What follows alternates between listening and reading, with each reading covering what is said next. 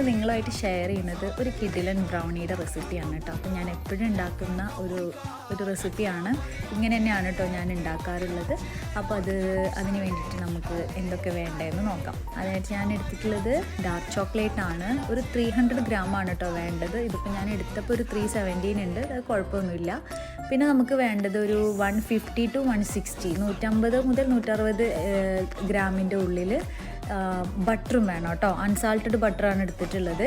അപ്പോൾ ഇത് എല്ലാം കൂടിയിട്ട് നമുക്ക് ഇനി ഇതൊന്ന് ഡബിൾ ബോയിലിംഗ് മെത്തേഡിൽ നമുക്ക് എന്ത് ചെയ്യണം, ഒന്ന് മെൽറ്റ് ചെയ്തെടുക്കണം കേട്ടോ. അപ്പോൾ അടിയിൽ കുറച്ച് വെള്ളം വെച്ചിട്ടുണ്ട്. അതൊന്ന് തിളച്ച് വരുമ്പോൾ അതിൻ്റെ മേലെ ഈ ബൗൾ ഇറക്കി വെച്ചിട്ട് ഞാനിതൊന്ന് മെൽറ്റ് ചെയ്തിട്ട് എടുക്കുകയാണേ.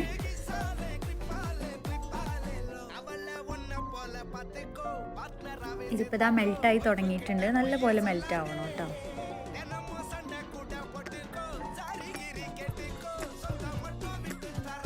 ഇപ്പോൾ നല്ലോണം ഇത് റെഡി ആയിട്ടുണ്ട് കേട്ടോ. ഇനി